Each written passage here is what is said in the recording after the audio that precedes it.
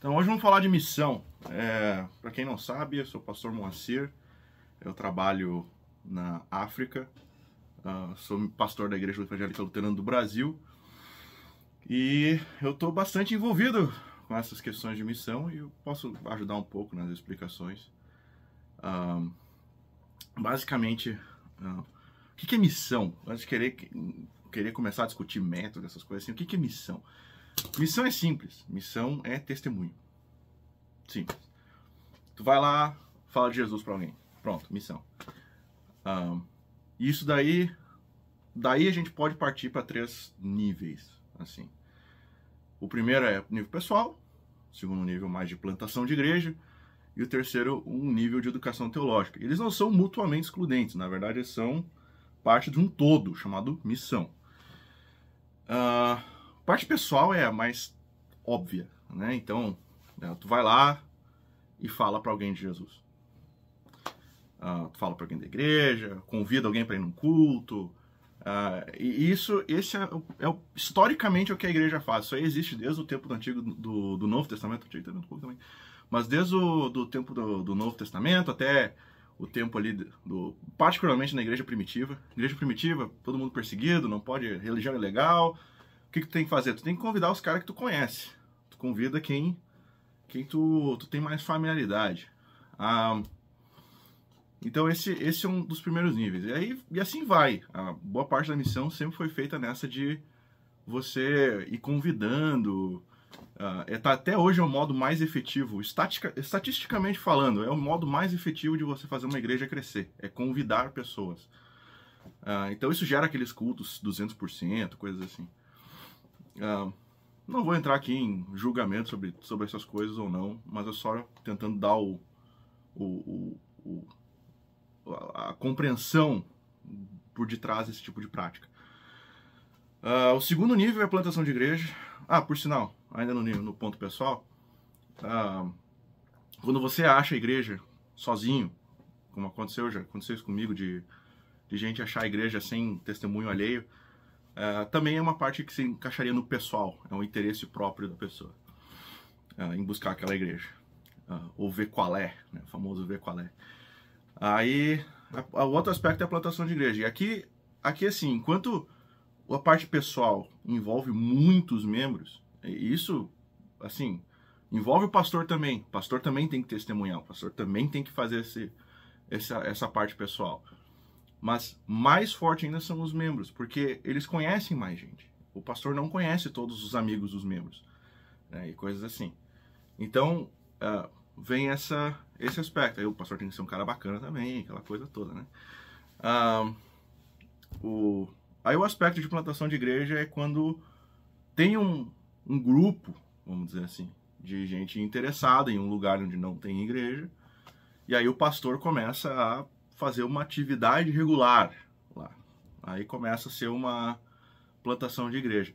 Essa atividade regular pode variar, assim, de toda que é forma. Pode começar com estudo bíblico. O mais comum é começar com estudo bíblico nas casas. Então, alguém vai lá e começa a ter estudo bíblico na casa do fulaninho convida os vizinhos, fulaninho convida o bairro, fulaninho convida não sei quem, e quando vê tem um monte de gente lá, e aí tu começa a fazer um culto, uma devoção, uma coisa assim. Esse é um jeito fácil. O outro pode ser começar com confirmandos, por exemplo, você vai lá confirmar a instrução de adultos, coisas assim, e tu começa a fazer instruções regulares na casa de alguém. Pode ser, assim, infinidade de coisas, pode ser visita pastoral. Tu começa a fazer visita para muita gente naquele bairro e tu, quando vê, começa a fazer um negócio lá com todos eles, sabe, num horário bacana para eles. Então assim vai. E aí entra o aspecto de palavra e sacramento, né? O contexto diz muitas coisas aqui. Contexto, assim, não no sentido de que ele vai moldar necessariamente a igreja, mas como você chega lá. Então, às vezes, uma visita é melhor do que um estudo bíblico, às vezes. E assim vai, aí o pastor tem que estar ligado nesse tipo de coisa. Então o contexto vai dizer muito isso daí. E aí, uma hora ou outra, vai chegar a palavra e sacramento lá. Começa com palavra, mas vai chegar no sacramento, aquela coisa toda. E isso daí é a Confissão de Augsburgo, artigo 5, 7 e 8. O coração da igreja é a palavra e os sacramentos. E o ofício do ministério é o encarregado por isso. O pastor é o encarregado pelos sacramentos. Então aqui começa realmente a desenvolver uma plantação de igreja. Aqui tem uma igreja, daí, digamos assim, de modo objetivo, visível, 100%. Uma estrutura, vamos dizer assim. E é ali que se consegue reconhecer a igreja. Mas não vamos entrar toda nessa discussão eclesiástica aqui, vamos continuar com missão. Bem, a parte, então, dessa parte pessoal, essa igreja, ela vai ter que levar, no final das contas, para a parte pessoal também. Então, assim, tu começa, tá vendo? Tudo vai girar em torno, no final das contas, de levar o evangelho mais para frente. Por testemunho. Testemunho variado. Que testemunho não só testemunho de vida, né? Ou glória. É testemunho de Jesus Cristo, né? A parte do teu testemunho pessoal pode estar envolvida nisso, mas o testemunho em si é Jesus Cristo. Aí tem um outro aspecto agora, que é a educação teológica. Bem, como é que funciona isso? Essa é a área que eu estou mais envolvido. A educação teológica começa quando você começa a fazer pastores e líderes, vamos dizer assim. Que você começa a ensinar eles para que eles possam ensinar os outros e esse ciclo todo de missão continue. E na África é muito isso que a gente faz. É muito isso que a gente faz. Por quê? Porque a gente tem muita barreira cultural. Em resumo, é isso. Então, por exemplo, assim, às vezes são barreiras culturais, assim, meio que a gente consideraria boba. Como, por exemplo, tu não pode dizer não, né? Então, tu tem que achar maneiras variadas e diversas para dizer não para alguém. Porque dizer não é pior do que você mentir, digamos assim. Ou pelo menos dizer não de uma maneira mais suave e todo mundo ali entende que é um negativo. Então, assim, é muito difícil lidar com esse tipo de contexto. E talvez mentira aqui seja uma palavra muito forte, mas é aquela coisa que você disse um não de uma outra maneira, que não é direto, que é muito ofensivo. E esse tipo de coisa pode acabar acabando com a missão, no final das contas. Então, parte, por exemplo, usar a bermuda, né? Tu não pode usar a bermuda em público, né? Então, um pastor que ele usa uma bermuda em público, ele perde toda a autoridade diante dele, dos membros, da igreja em si, essas coisas assim. O outro ponto por exemplo, cores. Pô, eu não posso botar uma clerical vermelha ou roxa, porque isso é cor de bispo. E se eu apareço com uma clerical vermelha ou roxa, eu estou desafiando a autoridade da igreja local e eu já gerei um problemão aí, né? Já temos um problemaço aqui, na verdade. Então, é por aí que funciona a coisa. Então, para quando tem muito nível de regra cultural, é melhor tu treinar alguém local que já sabe como é que funciona a cultura. O outro nível de cultura também cultural, é a língua. A África tem lugar que tem mais de 50 línguas. Assim, você treinar um missionário nosso, assim, com todas essas línguas aí, é muito difícil. Porque demora horrores e você não vai saber, às vezes, a língua em proficiência. A ponto de você saber quais palavras utilizar para falar de Cristo, aquela coisa toda. É o famoso caso, acho que era em Gana, país Gana. Eles estavam, Lutheran Bible Translators estava traduzindo a Bíblia para um dialeto local e os caras tinham 50 palavras para sacrifício, mas nenhuma servia para falar do sacrifício de Cristo. Então, assim, eles buscaram gente local para desenvolver uma nova palavra para sacrifício. E aí falar do sacrifício de Cristo. Então, assim, é por aí que se desenrola a questão. Então é mais fácil tu treinar alguém. Bem, parte de missão internacional agora. Como é que funciona na prática as coisas? Bem, na prática, sim. A América Latina, ela funciona com um modelo mais próximo de plantação de igrejas. A parte de educação teológica, ela tá envolvida ali, mas quando se chama um missionário do Brasil, por exemplo, para trabalhar na América Latina, é basicamente plantação de igrejas.